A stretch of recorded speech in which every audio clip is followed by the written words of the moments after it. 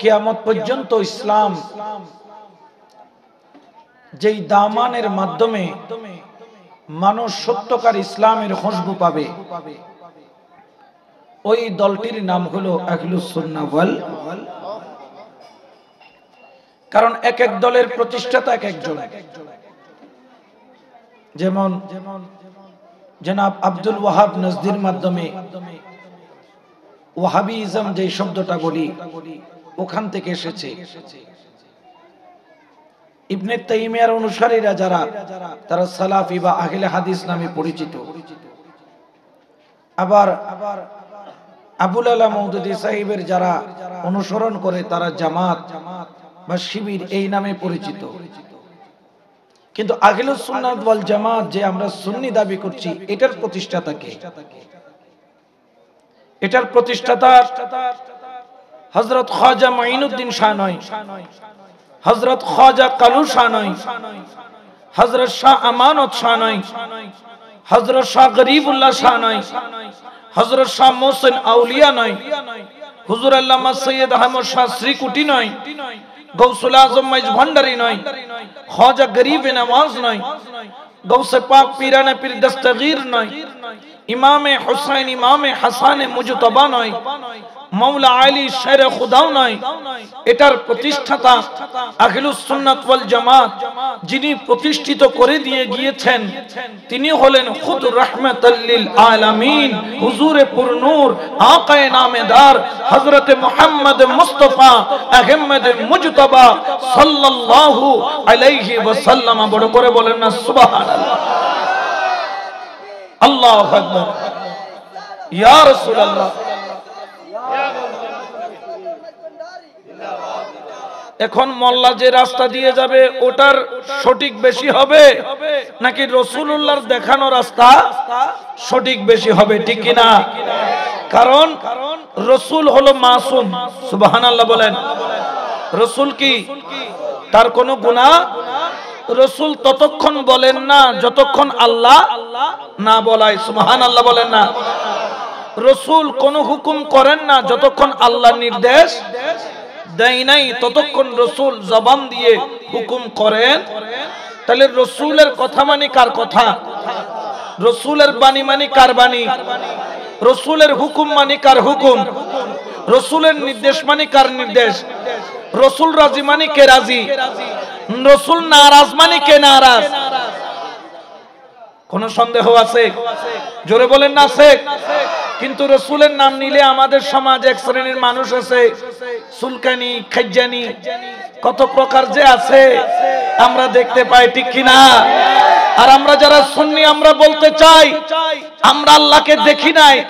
রাসূল বলেছেন কুল হুয়াল্লাহু, আমরা বলেছি কুল হুয়াল্লাহু। আল্লাহকে আমরা দেখি নাই, রাসূলের জবানে বলেছে আল্লাহর সাথে কাউকে শরীক করা যাবে। আমরা আজ পর্যন্ত আল্লাহর সাথে কাউকে শরীক করি নাই। ওগো রাসূল, আমরা জিবরাইল আলাইহিস সালাম আসতে দেখি নাই, কোরআন নিয়ে নাজিল হতে দেখি নাই, যাইতেও দেখি নাই, কিন্তু বিশ্বাস করেছি তুমি বলেছো এটা কোরআন, আমরাও বলেছি এটা কোরআন। তুমি বলেছো এটা বাতিল, আমরাও বলেছি এটা বাতিল। তুমি বলেছো এটা হালাল, আমরাও বলেছি এটা হালাল। তুমি বলেছো এটা হারাম, আমরাও বলেছি এটা হারাম। ইয়া রাসূলুল্লাহ, আমরা যা পেয়েছি, যা শিখেছি, যা জেনেছি, যা বুঝেছি, যা ধারণ করেছি সব আপনার দেওয়া। উচ্চ আওয়াজে বলেন না সুবহানাল্লাহ, ঠিক কি না? যদিও বা দিয়েছেন রাসূল, কিন্তু হুকুম কার? তাহলে রাসূলের দেওয়া জিনিসের টেকসই কম না বেশি? জোরে বলেন না কম না বেশি? এই জন্য সুন্নিরা বলেন নবী সারা নাই সাহারা, শোনো দুনিয়া লা নবী সারা নাই, রাজানো দুনিয়া লা নবী, মোদের নয়নে মনিক নবী গলার, নবী সারা নাই সাহারা। সালাতুনিয়া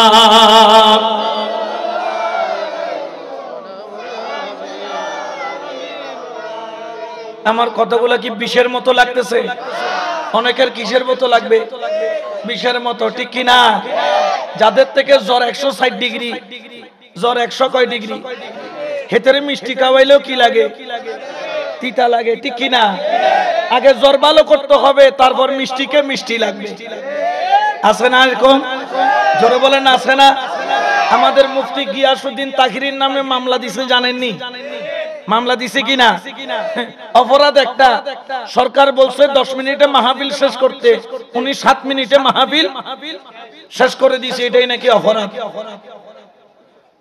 মানুষ মনে হয় গরু ছাগল চড়ায়, এখন মানুষ আর আগের মতো গরু ছাগল চড়ায়? ভুল হচ্ছে কোথাও একটা, ভুল করতেছে কোথাও একটা। কারণ একটা জিনিস খেয়াল রাখার দরকার, যার বিরুদ্ধে মামলা দেওয়া হচ্ছে তিনি একজন জননন্দিত ব্যক্তিত্ব এবং তিনি সরকারের প্রতি সম্মান রেখে 10 মিনিটের জায়গায় 7 মিনিটে বক্তব্য শেষ করেছেন। এরপরে উনি চলে যাওয়ার পরে শ্রোতারা ক্ষিপ্ত হয়েছেন, এটার জন্য কি উনি দায়ী? জোরে বলেন না দায়ী হতে পারে? তারপরেও ওনাকে মিথ্যা মামলা দিয়ে ফাঁসিয়ে দেওয়া হয়েছে। ওনারা ভুলে গিয়েছেন এটার দ্বারা ওনার সম্মান কমে নাই, বরঞ্চ ওনার গ্রহণযোগ্যতা আগের চাইতে 100 গুণ বেড়ে গেছে, ঠিক কি না? আরো জোরে বলেন না ঠিক কি না? আমরা চাইতে বড় বড় বাধা অতিক্রম করে এসেছি, যে বাধা কারবালার ময়দানে ছিল এর চাইতে বড় বাধা আর পৃথিবীতে আহলে সুন্নতের বিপক্ষে আর কখনো হয়। কিন্তু সেই বাধা অতিক্রম করে আজকে সেই সুন্নিয়ত প্রতিষ্ঠিত হয়েছে, ইয়াজিদিয়ত মৃত্যুবরণ করেছে, হুসাইনিয়ত জিন্দা রয়েছে।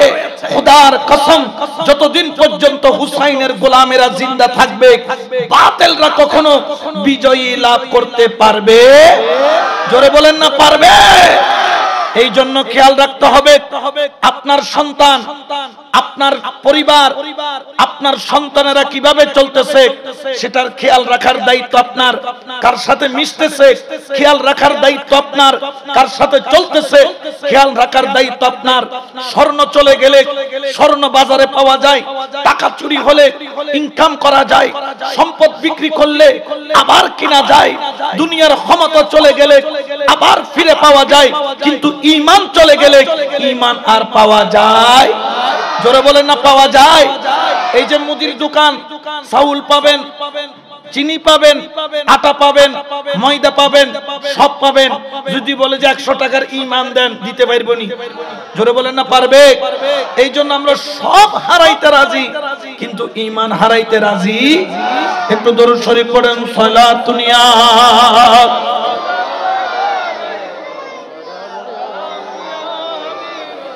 একটু জিকির করেন, হক লা ইলাহা ইল্লাল্লাহ, লা ইল্লাল্লাহ, হক লা ইল্লাল্লাহ,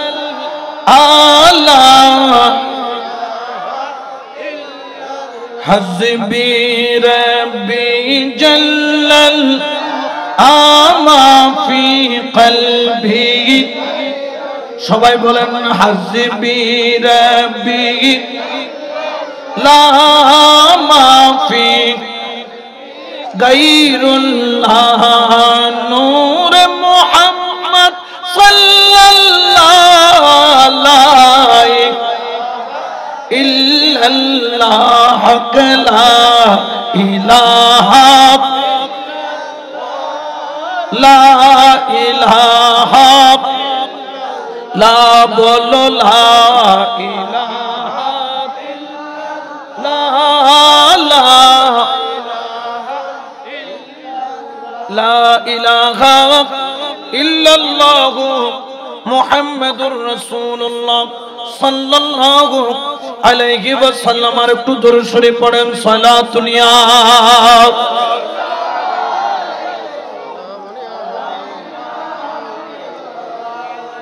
এই জন্য বাবা একমাত্র সঠিক রাস্তা হলো আহলুস সুন্নাত ওয়াল জামাত। এই জন্য আমরা নিজেদেরকে সুন্নি বলতে গর্ববোধ করি। কেউ যদি বলে তুমি সুন্নি, আমাদের খুশি লাগে।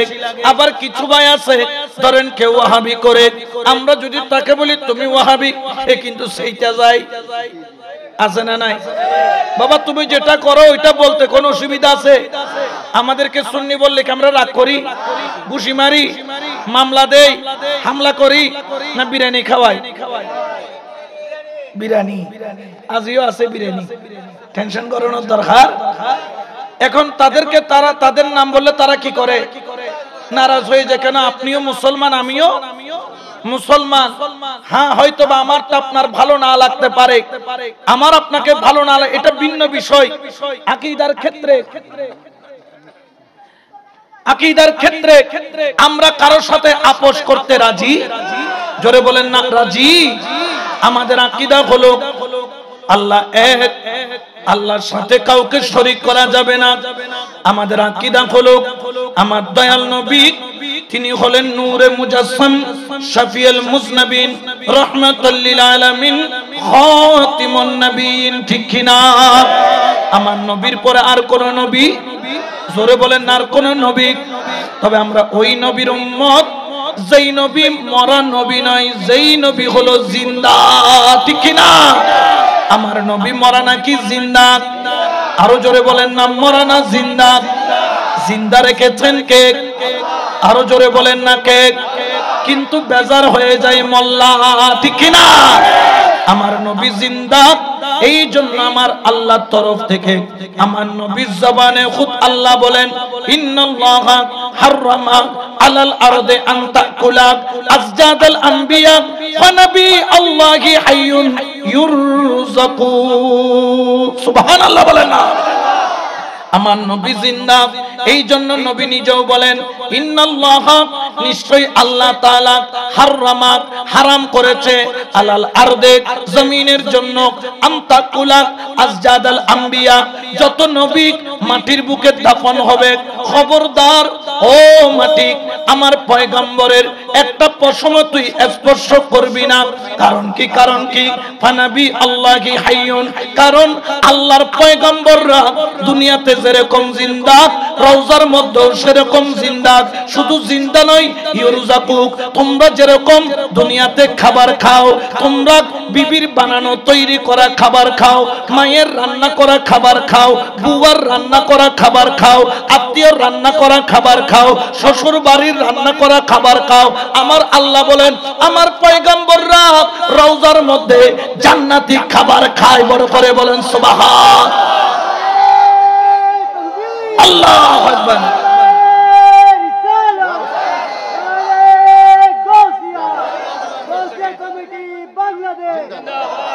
তাহলে জিন্দা রাখছেন কে? এখন আল্লাহ যদি জিন্দা বলে তোমাদের এত পেরেশানি কেন, এত সুলকানি কেন, এত খাজ্জানি কেন? জিন্দা রাখছেন কে? শুধু আল্লাহর রাসূল জিন্দা নয়, আল্লাহওয়ালারাও, জোরে বলেন না আল্লাহওয়ালারাও। এই জন্য আমাদেরকে বলে মাজারে কেন যাও, মরার কাছে যাও কেন? আমরা বলি আমরা মরার কাছে যাই না। কে বলছে আমরা মরার কাছে যাই? আমরা জিন্দার কাছে যাই, ঠিক কিনা? আল্লাহর ওলিরা মরা না জিন্দা? আরো জোরে বলেন না মরা না জিন্দা? জিন্দা রাখছেন কে? আরো জোরে বলেন না কে? এই জন্য তো আমরা যখন অনেক সময় কবরস্থানে কবর খনন করি, 400 বছর পুরানো লাশ, 500 বছর পুরানো লাশ কাফনের কাপড় সহ অক্ষত থেকে যায়। কারণ যারা আল্লাহকে রাজি করে তারা কখনো মরা হতে পারে না। তারা দুনিয়াতে থাকতেও জিন্দা, তারা মরার পরেও জিন্দা। বড় করে বলেন না সুবহানাল্লাহ, ঠিক কি না?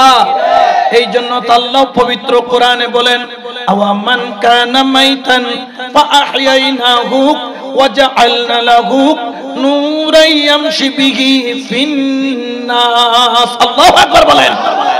আওয়ামান কানা মাইতান, আল্লাহ বলছেন আসলে তোমরা ছিলা মরা, তোমরা সবাই মরা। এখানে যারা আছেন সবাই জিন্দা না মরা? জিন্দা বলেন না মরা না জিন্দা? কিন্তু আল্লাহ বলতেছেন মরা। কে বলতেছেন? এখানে আওয়াজ এড়ে বেগ জিয়াতারো জিয়াতা না হুজুর সবাই জিন্দা না? জিন্দা, কিন্তু আল্লাহ বলতেছে কি মরা। এখন আমাদের কথা ঠিক হবে না আল্লাহটা ঠিক হবে? কারণ আল্লাহ যেহেতু মরা বলছে আমরা মরা।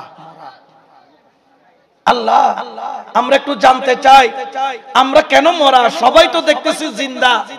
আমাদের কথার ভুল হইতে পারে, আল্লাহ তোমার কালামের কোনো ভুল। জালিকাল কিতাবু লা রাইবা ফীহি হুদাল লিল, এটা এমন কিতাব যে কিতাবের মধ্যে কোনো সন্দেহ, আল্লাহ সন্দেহ করলে ঈমান চলে যাবে।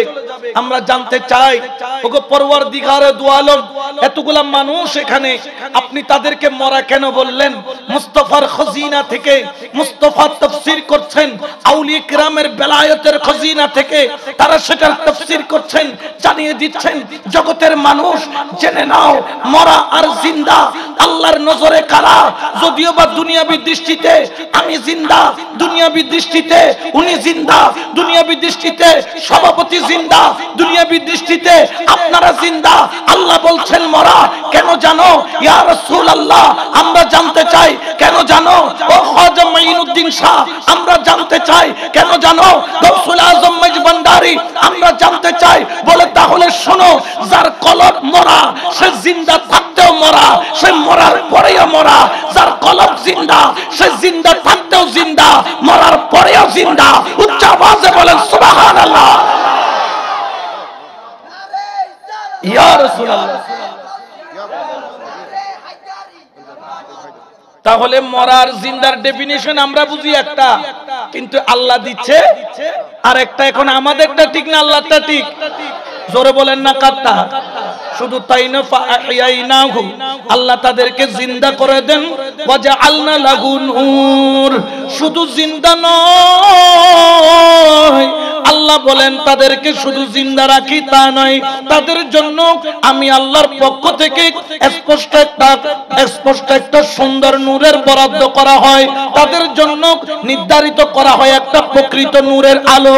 এই জন্য সুন্নি যত আলেম দেখবেন, সুন্নি যত ব্যক্তি দেখবেন, সুন্নি যত হুজুর দেখবেন, সুন্নি যত আশিক দেখবেন, যদিও বা চেহারাটা কালো কিন্তু তারপরও দেখা যায় নূরের আলো। যদিও বা দেখা যায় চেহারাটা কালো কিন্তু তাদের চেহারায় পাওয়া যায় আল্লাহর দেওয়া নূরের আলো। সুবহানাল্লাহ বলেন না ঠিক কি না?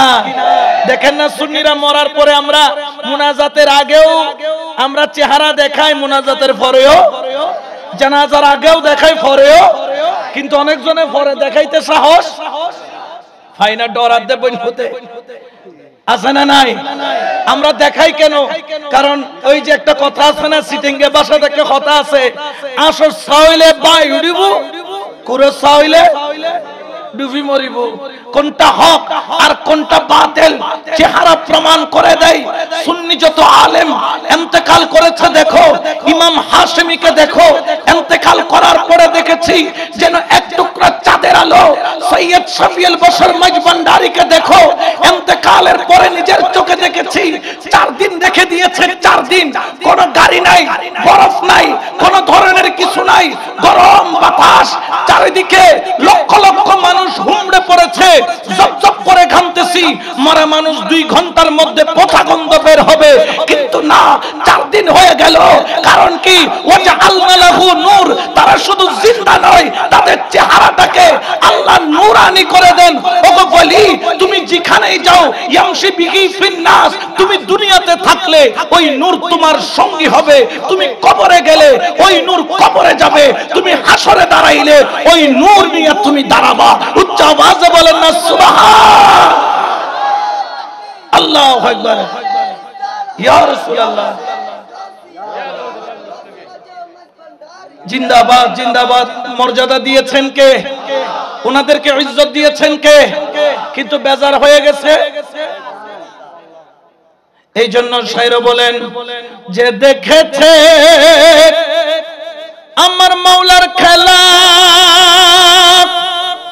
আরে গুছে তার দুনিয়ার জালা। হায়রে ইলমে লাদুন জারি করে, ইলমে লাদুন জারি করে, চোখের ইশারায় তোরা দেখিবি যদি আয় আজব শানে খেলে আমার আজব শানে খেলে আমার বাবা মাওলানা ও তোরা দেখিবি যদি আয় সালাতুন ইয়া রাসূলুল্লাহ।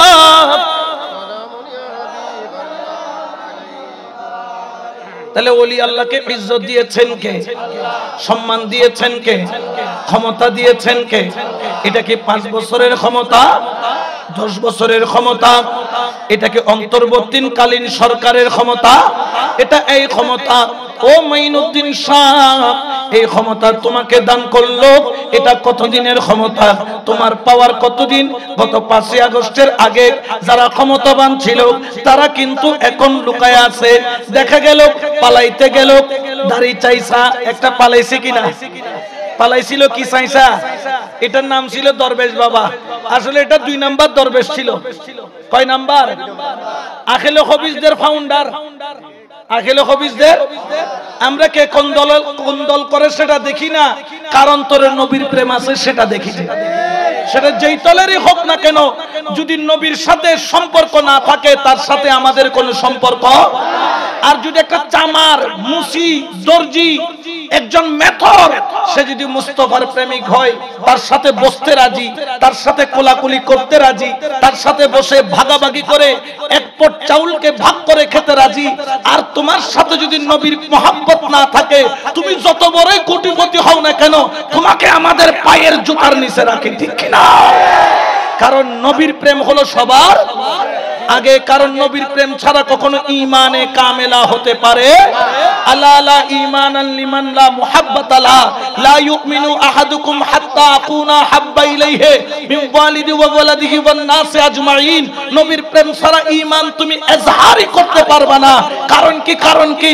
আল্লাহ বলছেন কুলিন কুনতুম তুহিব্বুনাল্লাহ ফাত্তাবিউনি ইউহিব্বুকুমুল্লাহ ওয়া ইয়াগফিরু লাকুম যুনুবাকুম ওয়াল্লাহু গফুরুর রহিম। আওয়াজে বলেন না আল্লাহু আকবার। আল্লাহর কথার মধ্যে কোনো ভুল আছে? জোরে বলেন না আছে। এই জন্য আমার আল্লাহ বলে, বন্ধু বলো, কেউ যদি আমি আল্লাহর সাথে প্রেমের কানেকশন করতে চাই, ফাত্তাবিউনি, সে যেন আপনার সাথে মোহাব্বতের কানেকশন করে, আপনার ইত্তেবা করে। ইউহিব্বুকুমুল্লাহ, যে আপনার সাথে মোহাব্বতের কানেকশন করবে, এটা আল্লাহর ভালোবাসায় রূপান্তরিত হবে। ওয়া ইয়াগফিরু লাকুম যুনুবাকুম, যার অন্তরে নবী নবী পাওয়া যায়, আমি আল্লাহ ওয়াদা করলাম আমি তার জীবনের সগীরাও হতে পারে, জীবনের কবিরাও হতে পারে, জীবনের সমস্ত গুনাহও হতে পারে। ওই মুস্তাফার প্রেমের খাতিরে আমি তোমার গুনাহকে মাফ করে দিব। এখন মাফ করতেছেন কে? কিন্তু বেজার হয়ে গেছে মোল্লা। তাইলে মোল্লার মধ্যে বেশ কম আছে।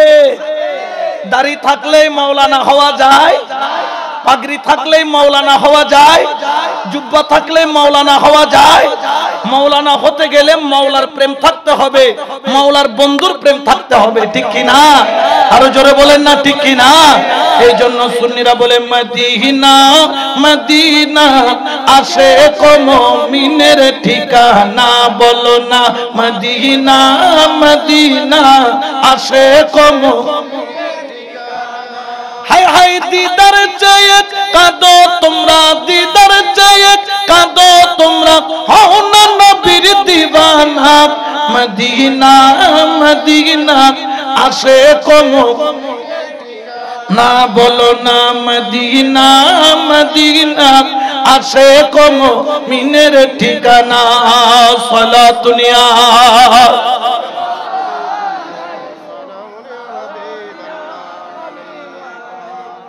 এই জন্য আমরা আল্লাহকেও ভালোবাসি, মদিনাওয়ালাকেও মহব্বত, জোরে বলেন না করি কিনা? আমরা গর্ব করি আমরা আখেরি নবীর উম্মত, সুবহানাল্লাহ বলেন না? আমরা গর্ব করি আমরা ওই নবীর উম্মত যেই নবীর উম্মত হওয়ার জন্য ঈসা পয়গম্বর ফরিয়াদ করছে, আল্লাহ আমাকে তুমি পয়গম্বর না বানাইয়া আখেরি নবীর উম্মত বানাইয়া দাও। আল্লাহ বললেন, ঈসা তুই আমার বন্ধুর উম্মত হতে চাস?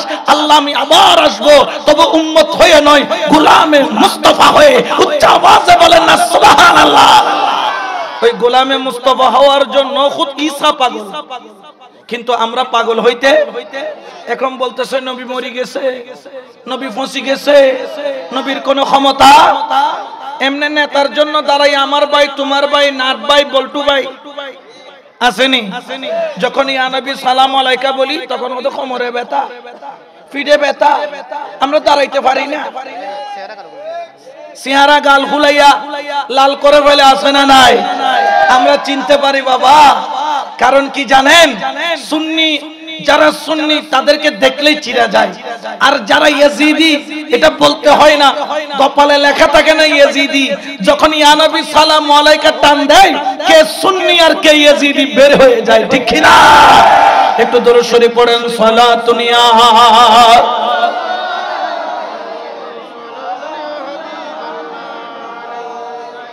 কিন্তু সুন্নি বললাম, কিন্তু নবীর সুন্নত পালন করলাম না। সুন্নি বললাম, 5 ওয়াক্ত নামাজ পড়লাম না। সুন্নি বললাম, মা বাবার হক আদায় করলাম না। সুন্নি বললাম, হালাল হারামকে পার্থক্য করলাম না। সে কিন্তু আসল সুন্নি নয়। সুন্নির মধ্যেও ওই সুন্নি দেখো, পৃথিবীর বুকে যত ওলি পাবা, একজন ওলিও পাবা না যারা মা বাবার সাথে বিয়াদবি করেছে। একজন ওলিও পাবা না যারা নামাজ ছেড়ে দিয়েছে। একজন ওলিও পাবা না যারা জিকির ছেড়ে দিয়েছে। একজন ওলিও পাবা না যারা মুস্তাফার প্রেম ছেড়ে দিয়েছে। সুন্নি শুধু দাবি করলে হবে না, নবীর সুন্নতের পথে যাইতে হবে। ওরে সুন্নি তোরে কিভাবে চিনবো? তোর মাথায় সুন্নতি টুপি থাকবে। ওরে সুন্নি তোরে কেমনে চিনবো? তোর মুখে সুন্নতি দাড়ি থাকবে। ওরে সুন্নি তোরে কেমনে চিনবো? তোর পকেটের মধ্যে মিসওয়াক থাকবে। ওরে সুন্নি তোরে কেমনে চিনবো? রাসূলের সুন্নাত তোর মধ্যে পাওয়া যাবে, ঠিক কি না? এমনি নামের সুন্নি হয়ে কোনো লাভ আছে? জোরে বলেন না আছে? কারণ কি জানেন? জানেন ওরে প্রেম খেলা ইশিকের মামলা আরে সবে জানে না। আশিক ছাড়া মওলার দিদার কখন মিলে না রে। এশক ছাড়া মওলার দিদার কখন মিলে না রে। প্রেম খেলা ইশিকের মামলা সবে জানে না। সালাতুন ইয়া।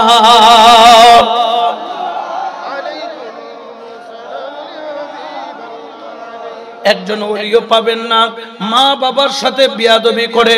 কারণ মা বাবার সাথে বিয়াদবি করলে বিয়াদব হওয়া যায়, কিন্তু আল্লাহওয়ালা হওয়া যায়। জোরে বলেন না যায়? এই জন্য যত পয়গম্বর পাবা দেখবা কখনো কোন নবী তার মায়ের সাথে বিয়াদবি করে নাই।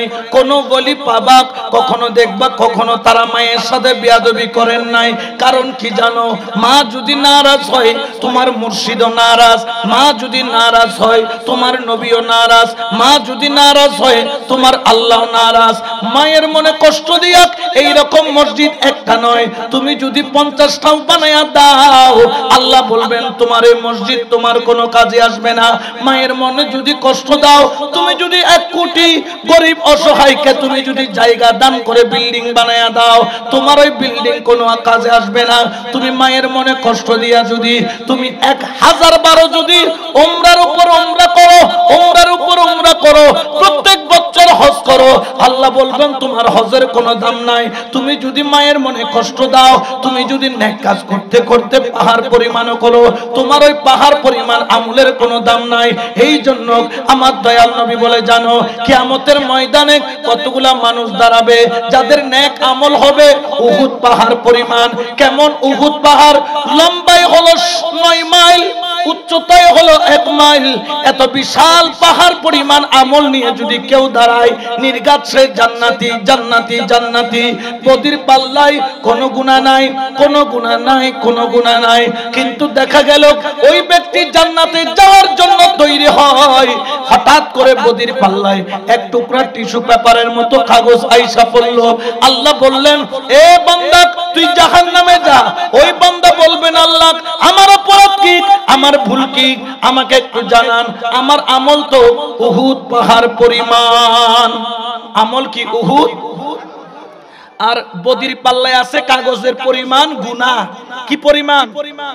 আচ্ছা বলেন তো, এটার ওজন বেশি না এই কাপের ওজন বেশি? জোরে বলেন না। কাপের ওজন, এই টিস্যু পেপারের ওজন বেশি না এভারেস্টের ওজন বেশি? এরকম যদি এভারেস্ট পরিমাণও যদি আপনি আমল করেন, একটা টিস্যু পেপারের মতো একটা গুনার কারণে জাহান্নামে যাবে, তখন ওই ব্যক্তি বলবেন, আল্লাহ আমি তো বুঝতে পারলাম না, আমার এত নেক আমল আছে কিন্তু আমাকে জাহান্নামে দেওয়া হচ্ছে কেন?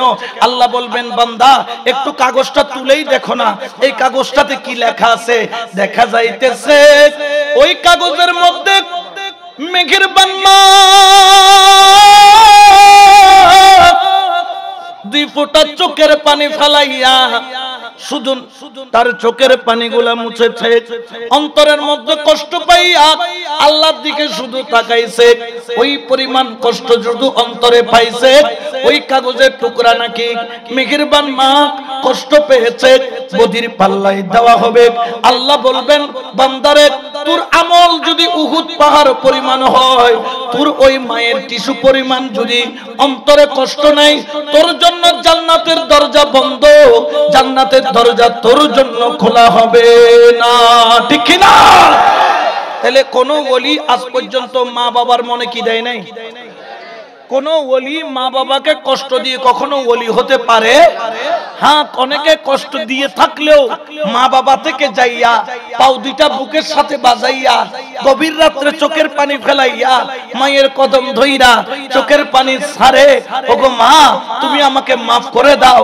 মা যদি বলে, বাবা অন্তর থেকে তোকে মাফ করছি, রসুলে বলে তোকে ক্ষমা করছি, আল্লাহ বলে তোকে মাফ করছি, বড় করে বলেন না সুবহানাল্লাহ। এই জন্য মা বাবার সাথে বিয়াদবি করা যাবে? জোরে বলেন না যাবে? এই জন্য পবিত্র কালামুল্লাহ শরীফের মধ্যে আমার আল্লাহ ঘোষণা করেন, ওয়া'বুদুল্লাহা ওয়া লা তুশরিকু বিহি শাইআন ওয়া বিল ওয়ালিদাইনি ইহসানা। শোনো শোনো, ওয়া'বুদুল্লাহা তোমরা আল্লাহর ইবাদত করো, ওয়া লা তুশরিকু বিহি শাইআন তোমরা আল্লাহর সাথে কাউকে শরীক করো না।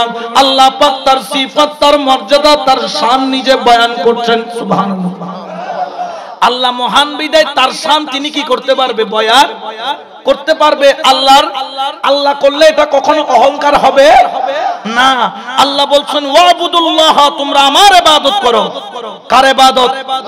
আমরা ইবাদত করি কার? যত ওলি আল্লাহ আছেন ইবাদত করেন কার? আল্লাহর। ওয়ালা তুশরিকু বিহি শাইআন তোমরা আল্লাহর সাথে কাউকে শরীক করো। আল্লাহর সাথে কাউকে শরীক করলে তুমি কখনো ঈমানদার তো দূরের কথা, আল্লাহর সাথে কাউকে যদি বিন্দু পরিমাণ শরীক করো, এই দিক দিয়ে তুমি শরীক করবা, ওই দিক দিয়ে তুমি বেঈমান হয়ে যাবা। ঠিক কি না? আল্লাহ নিজের শান মান বয়ান করছেন, সাথে সাথে বলছেন ওয়ালা তুশরিকু বিহি শাইআন। এই কথা বলার শেষ, আল্লাহর রাসূলের কথাও আনেন নাই, সাথে সাথে এনেছেন কি ওয়াবিল ওয়ালিদাইনে আরশওয়ালার শান বলে বাকি অংশে বলছেন জমিনওয়ালার শান। তবে কার শান?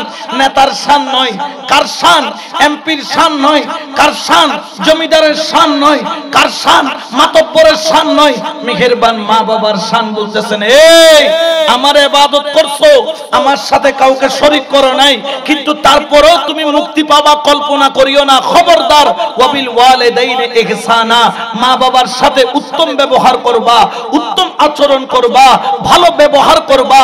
হ্যাঁ, তোমার মা বাবা বৃদ্ধ হয়ে গেছে, মেজাজ খিটখিটে, হ্যাঁ তোমার বাবা ডায়াবেটিস রোগী, একটু বললে মাথা গরম হয়ে যায়, তোমারও মাথা গরম হয়ে যায়, কিন্তু তোমারটা ঠান্ডা থাকবে। তারপরও মা বাবার সাথে বিয়াদবি করবা না।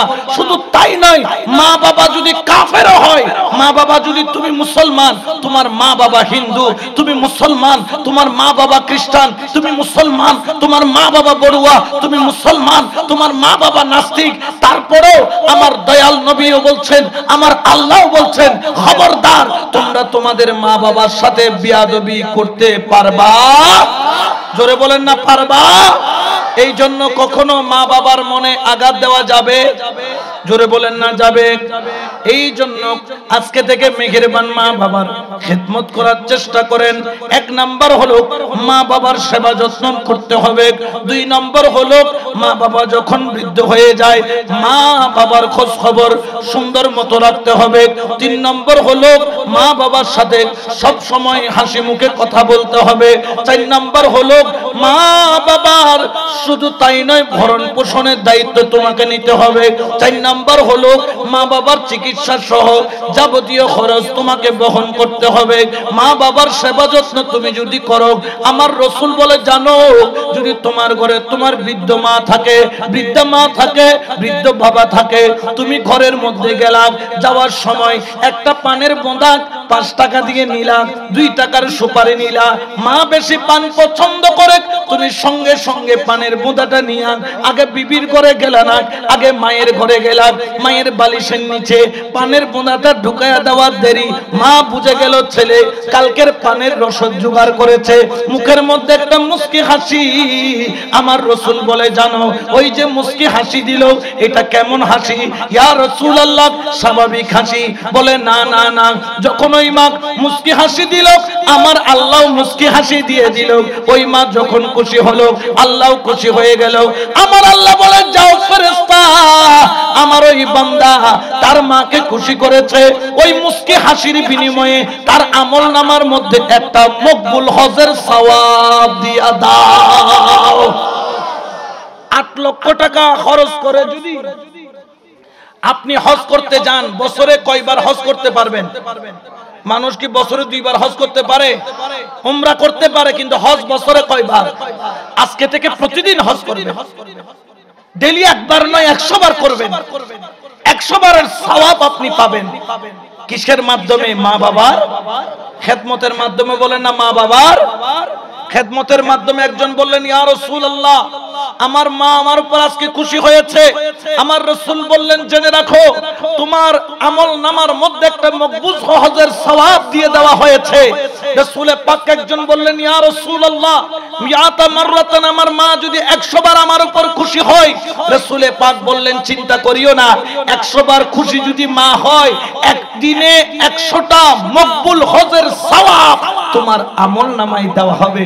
উচ্চ আওয়াজে বলেন না সুবহানাল্লাহ, ঠিক কি না?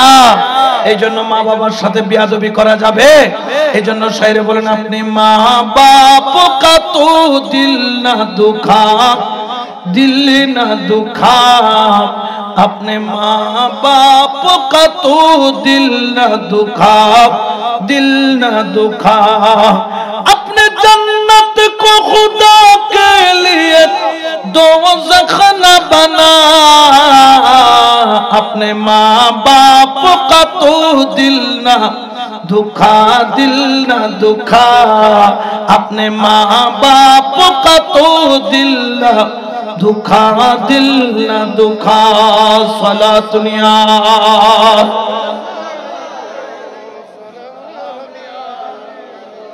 এই জন্য আমার হযরত আবি উমামা রাদিয়াল্লাহু তাআলা থেকে riwayat anna rajulan qala ya rasulullah mal haqqul walidain ala walidihim qala huma jannatuka wa naruka।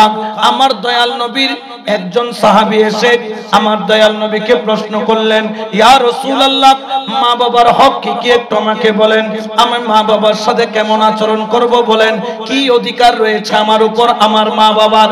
আমার রাসূল এক কথায় উত্তর দিলেন, তোমার মা বাবা তোমার জন্য জান্নাত, তোমার মা বাবা তোমার জন্য জাহান্নাম।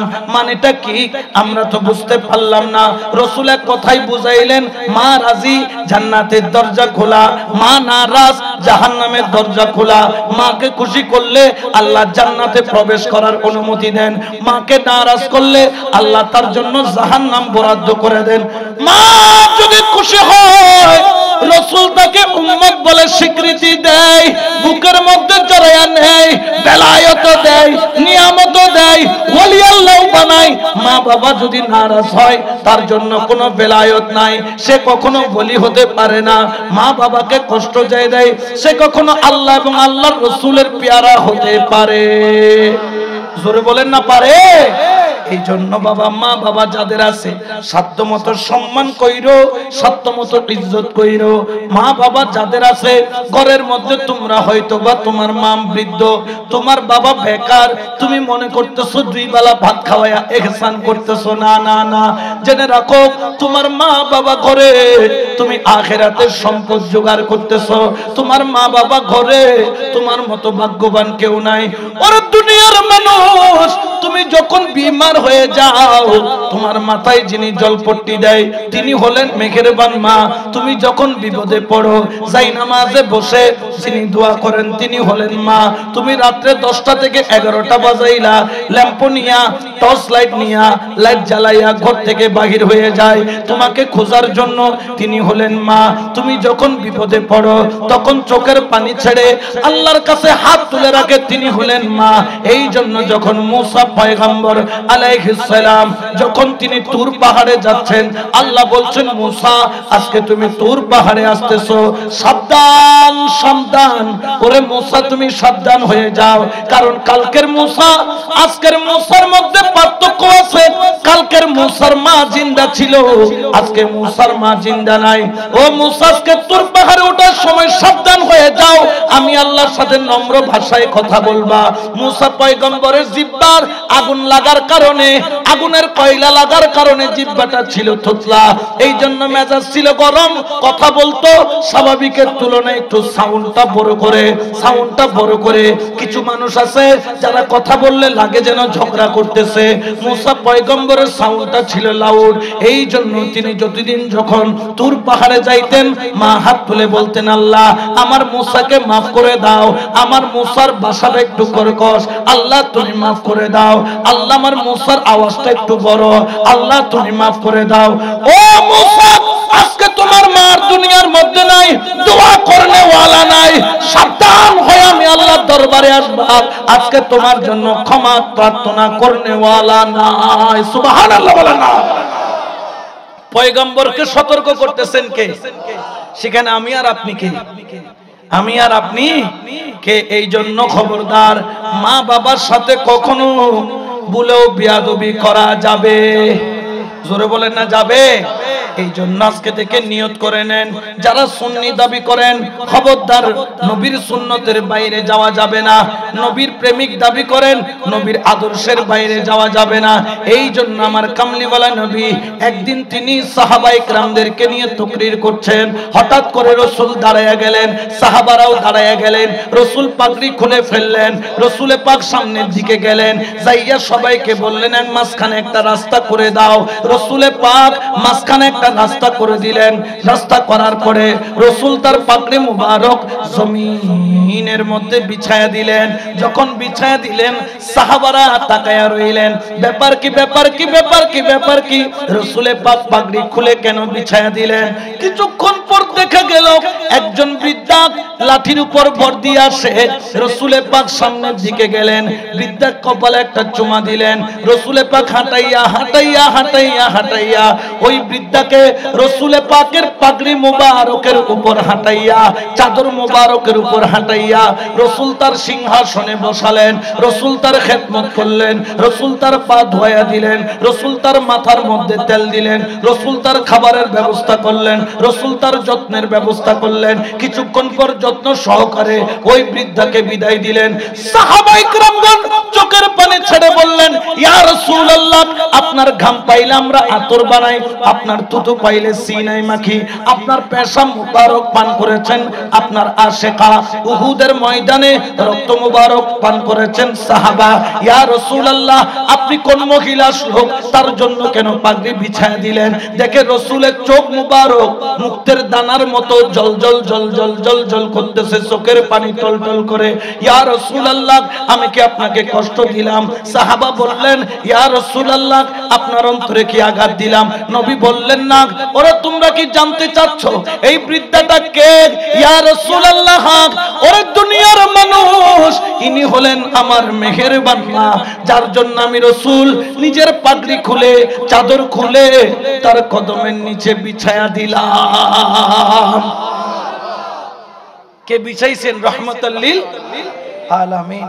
তখন এক সাহাবা বললেন, ইয়া রাসূলুল্লাহ, আমরা তো শুনেছি আপনার মা তিনি তো 6 বছর বয়সে ইন্তেকাল করেছেন, ইনি আবার কোন মা? যখন মা আমিনার কথা বলছে, ছোট বাচ্চা যেভাবে কাঁদে, রাসূল পাক ফুফায়া ফুফায়া কাঁদে, রাসূলের জবান দিয়ে আর কোনো কথা বাহির হয় না, শুধু টপ টপ করে রাসূল পাকের চোখের পানি পড়ে। 6 বছর বয়সে মা হারাইছেন, দুনিয়াতে আসার আগে বাবা হারাইছেন, মায়ের দাফনের কথা মনে পড়ে, মায়ের বিদায়ের কথা মনে পড়ে, নিজ হাতে কবর করে দাফনের কথা মনে পড়ে। রাসূল পাক কাঁদতে কাঁদতে জমিনে বসে পড়লেন, চোখের পানি ঝরতেছে, ঢেক তুলে তুলে রাসূল পাক কাঁদতেছেন। সাহাবারা বললেন, ইয়া রাসূলুল্লাহ, আমরা কি আপনাকে কষ্ট দিলাম? বললেন, না সাহাবীরা, শোনো, ইনি আমার জন্মদাত্রী মা নয়, ইনি আমার দুদুমা হালিমা। আল্লাহর জাতের কসম, আমার মাকে আমিনাকে যদি পাইতাম, আমি রাসূল আমার মাথার পাগড়ি বানায়া রাখতাম, আমার মায়ের জন্য আমি আমার দিল খুলে দিতাম। ইনি তো আমার দুদুমা, তার থেকে একটা দুধের স্তন থেকে কয়েক ফোঁটা করে দুধ পান করেছি, ওই দুধের হক আদায় করতে গিয়ে আমার পাগড়ি আমার দুদুমার কদমের নিচে বিছায়া দিছি। উচ্চ আওয়াজে বলেন না সুবহানাল্লাহ, আল্লাহু আকবার।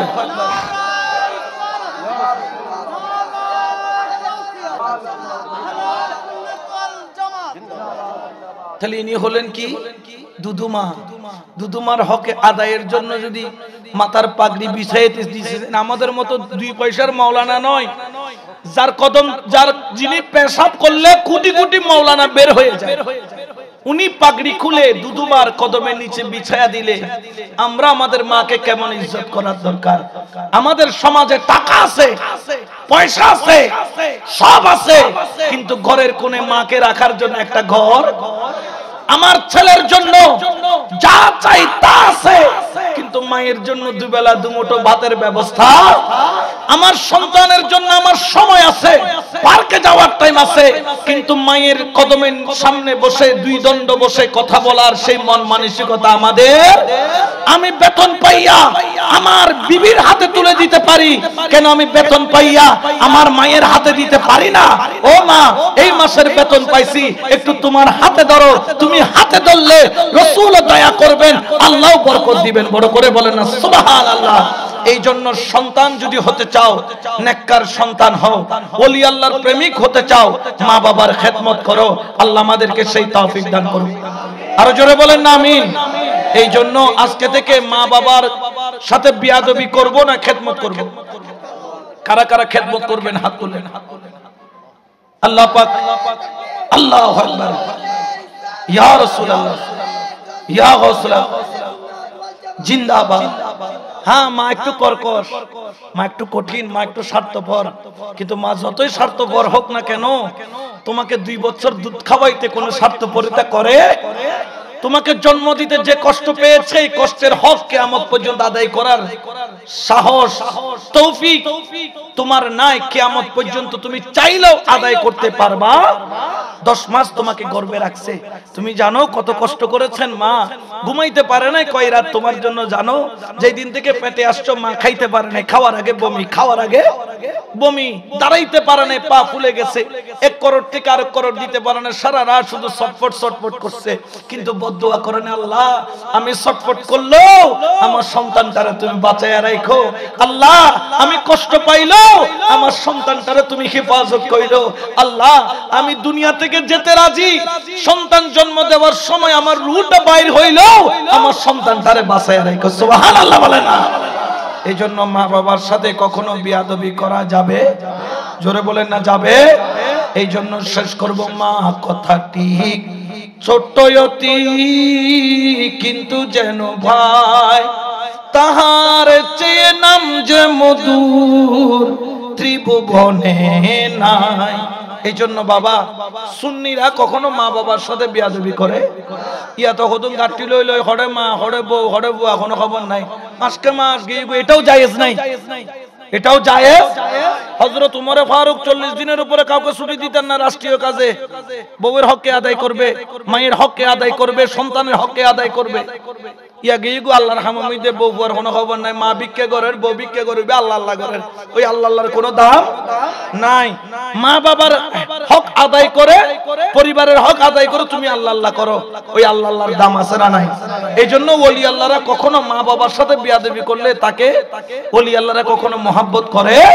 আল্লাহ আমাদেরকে মা বাবার খেদমত করার তৌফিক দান করুন।